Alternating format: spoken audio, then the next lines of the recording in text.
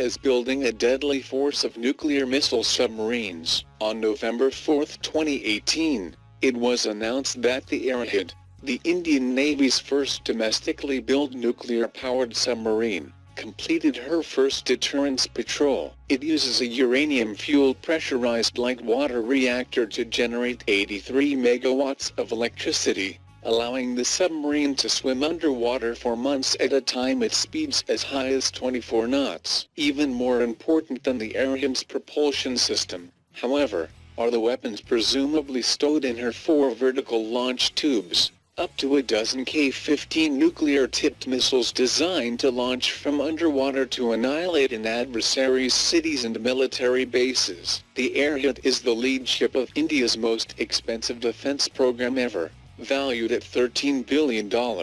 With its origins in the secretive Advanced Tactical Vessel program in the 1990s, Indian engineers received substantial Russian assistance designing the Arrowhead, basing her in part on the Russian Akula-class attack submarine. Instead of developing an attack sub for hunting enemy warships and submarines, India's Defense Research and Development Organization, DRDO, wanted a nuclear-powered ballistic missile submarine or SSBN to complement India's land and air-based nuclear forces. Because SSBNs can remain submerged for months at a time and deliver their weapons from underwater, they are considered the asset most likely to survive a nuclear first strike by an adversary, guaranteeing an apocalyptic second strike in retaliation. Even with completion of Arrowhead's first patrol, however, India's sea-based nuclear deterrence will require years more of work before it becomes fully credible. To start with,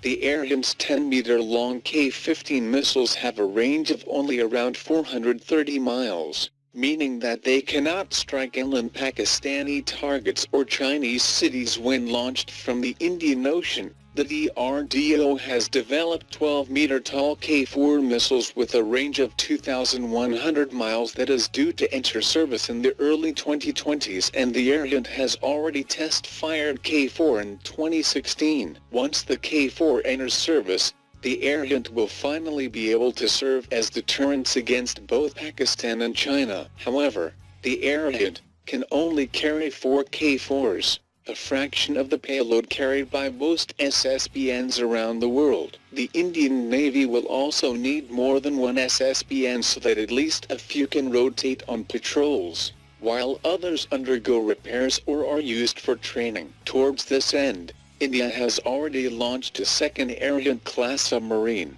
the Righat, which is expected to be commissioned between 2019 to 2021. The Righat has a more powerful reactor and can carry twice the payload, 24 K-15 missiles or 8 K-4s. Additionally, the Indian Navy has already begun construction of 2 to 4 more Arrowhead-class boats of progressively larger configurations, dubbed the S4 and S4 Plus, and carry 3,000-mile range K-5 missiles. By the mid-2020s, the DRDO then plans to begin construction of 4 larger and more advanced S-5 ballistic missile submarines which displace 15,000 tons and are armed with 12 to 16 launch tubes that can fire K-6 ballistic missiles. These will have a range of 3,700 miles and separate into multiple independent nuclear warheads when re-entering the atmosphere. The DRDO also intends to apply experience developing the Arrowhead towards building 6 Chakra-E nuclear-powered attack submarines. Reportedly,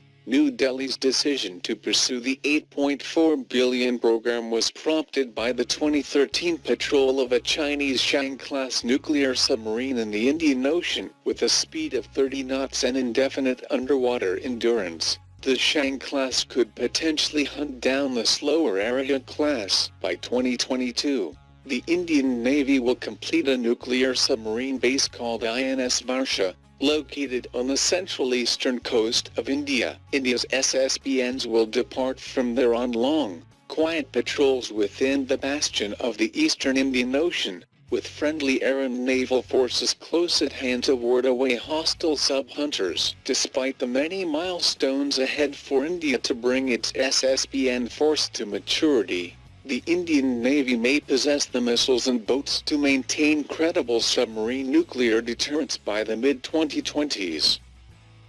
Thanks for watching. Please like, share, and subscribe. If you like the channel and want to support, please support on Patreon or PayPal. The details are given below in the description.